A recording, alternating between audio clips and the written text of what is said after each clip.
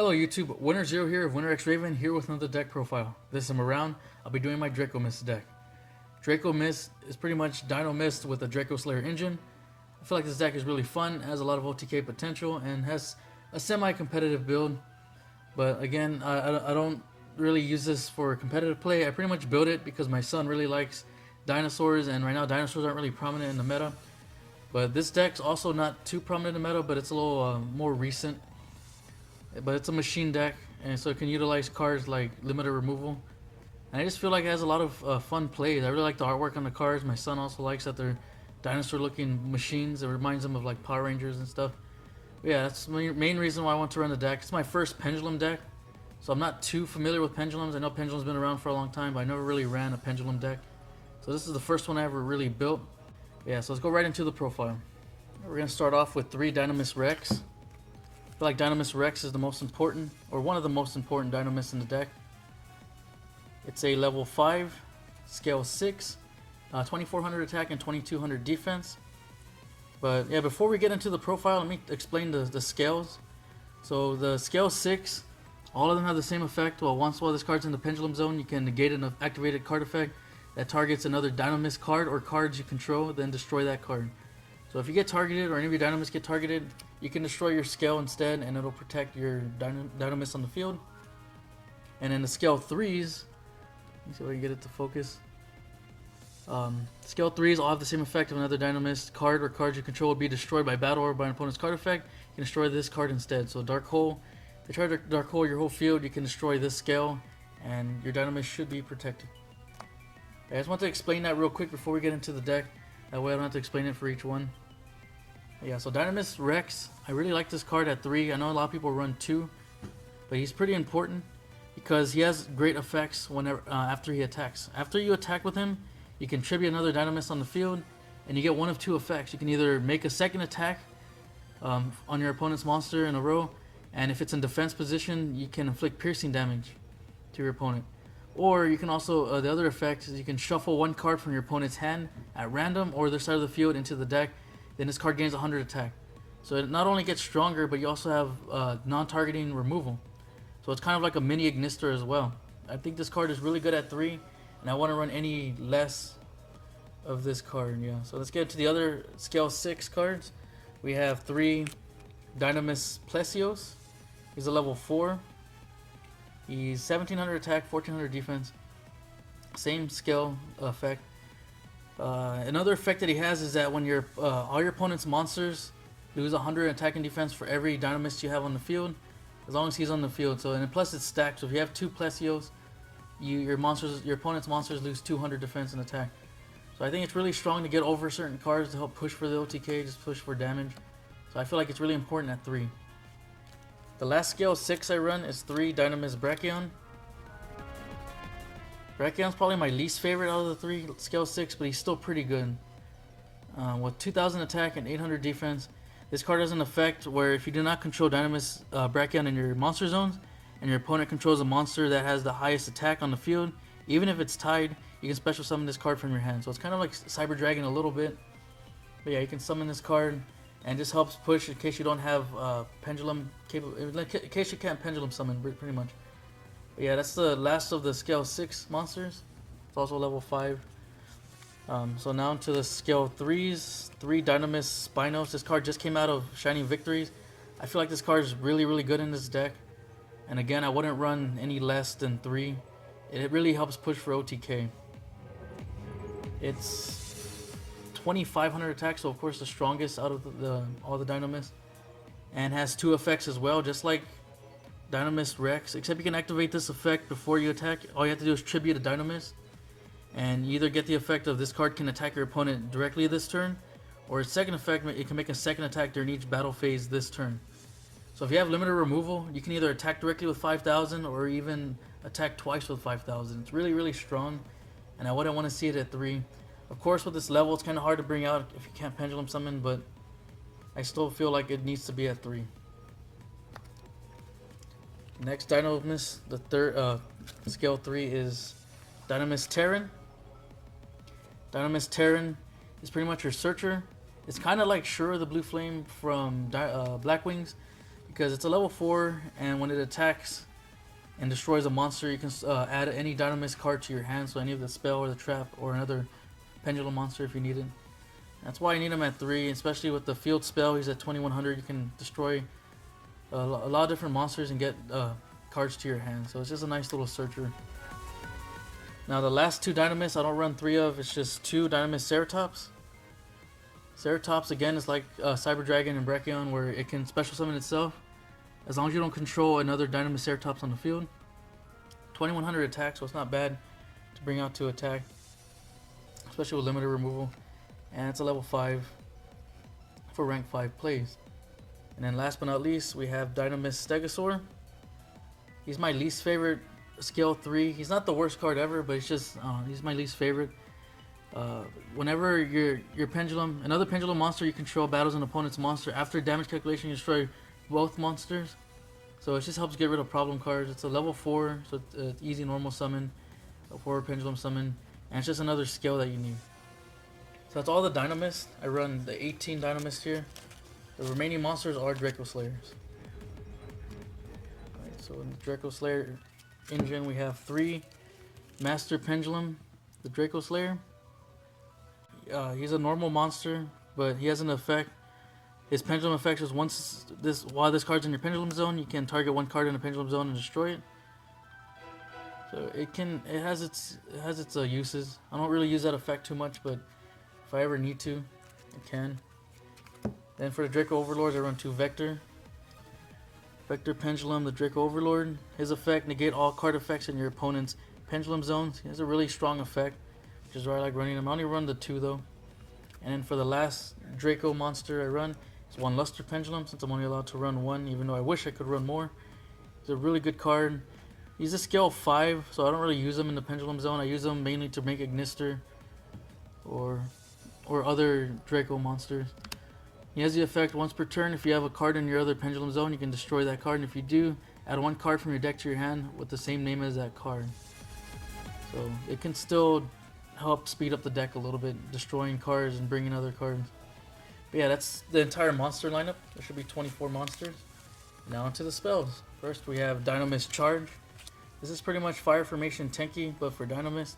It lets you add any Dinomist card to your hand, and its other effect is that when Dinomist or one of your pendulum cards, one of your Dinomist cards gets destroyed, instead of going to the extra deck, one time you can add it to your hand instead.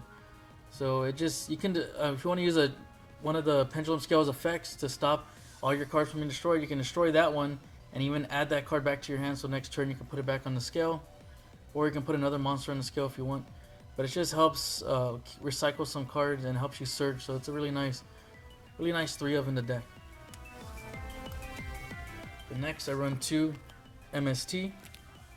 Pretty much destroy back row, floodgates, all that kind of thing. I only run the 2.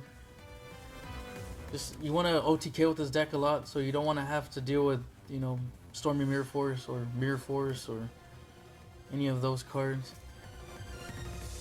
Next I run 2 Dynamic Powerload. I feel like it's really good at 2 because you don't want to have more than one of these in your hand. This card is really good though with the Dinomist cards, because if your Dinomist attacks your opponent, well, first off they gain 300 attack, so that's just a boost already, which is really nice.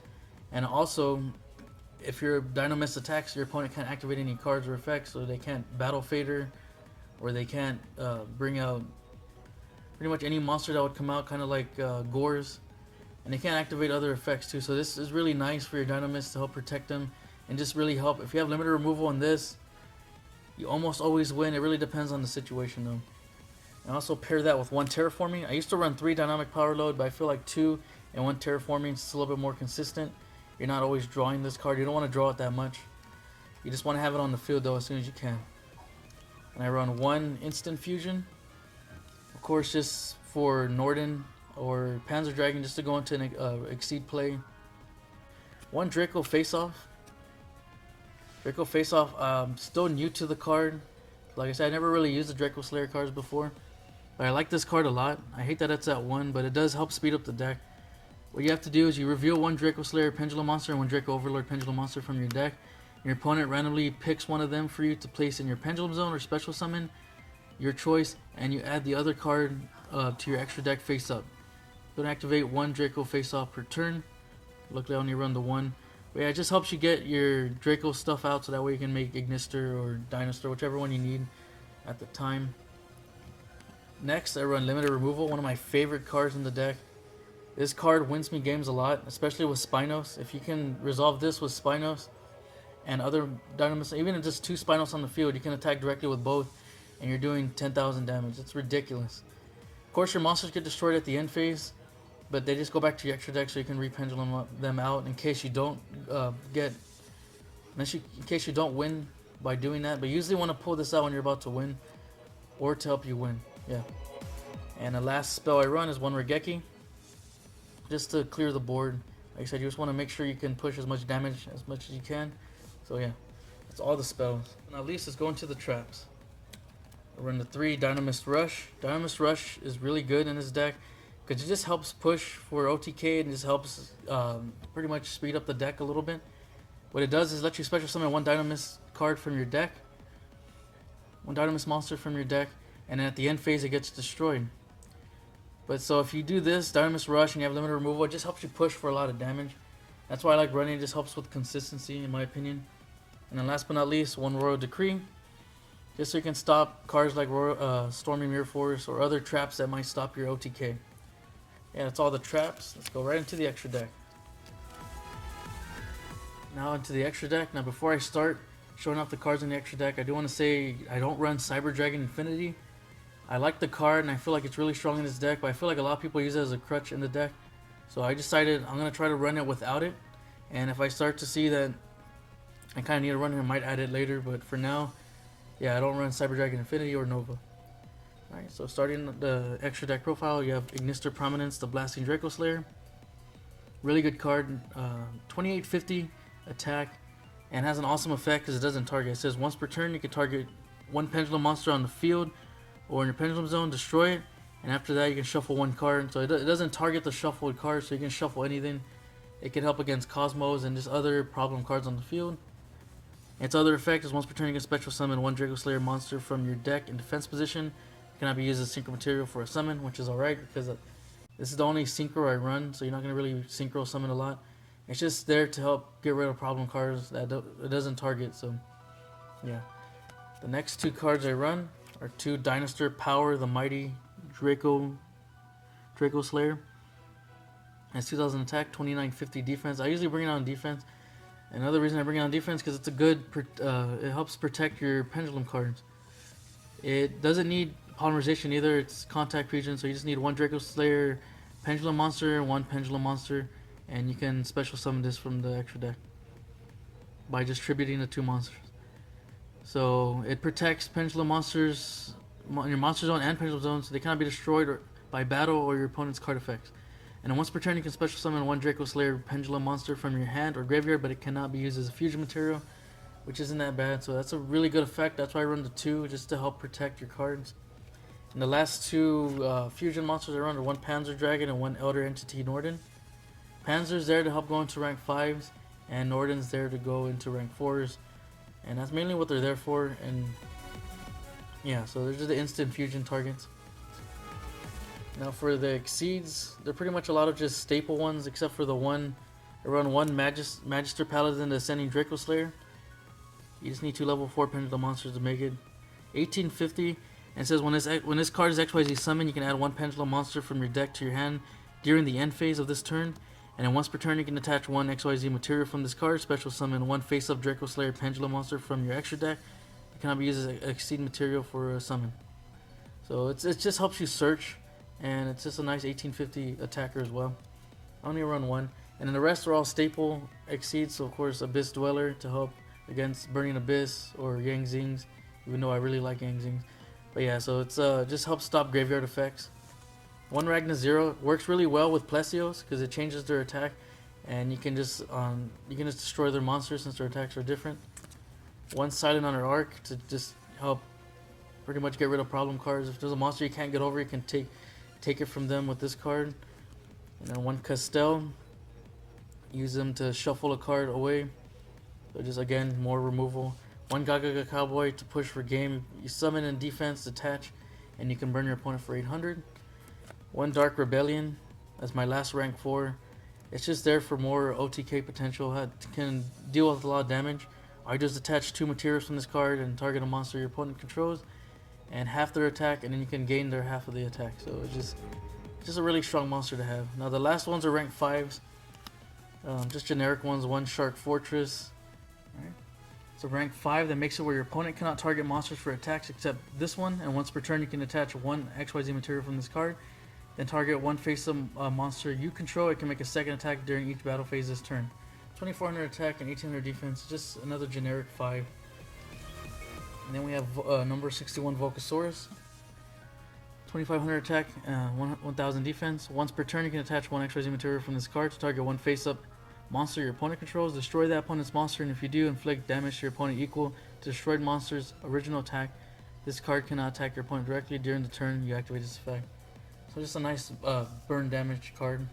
And the last rank 5 I run is one King of Heavy Industry. I can't really say the first part of the name, but yeah, it's King of Heavy Industry. Requires 3 level 5 monsters. It's not the most reliable monster, but sometimes it does come in handy. It has 3200 attack and 2000 defense, and once per turn you can attach 1 XYZ material from this card. Send the top 3 cards of your opponent's deck to the graveyard, and for every monster that was sent to the graveyard by this effect, destroy cards your opponent controls up to the number of monsters sent. So it's just nice removal as well. But yeah, that's all the extra deck. Alright, so that was the whole deck profile. If you like the deck, just like and subscribe to the channel. I appreciate everyone that took a second to watch the video. Make sure to follow us on Twitter and Facebook. There'll be a link in the description. And yeah, thanks again. Thanks for all the support. See y'all later.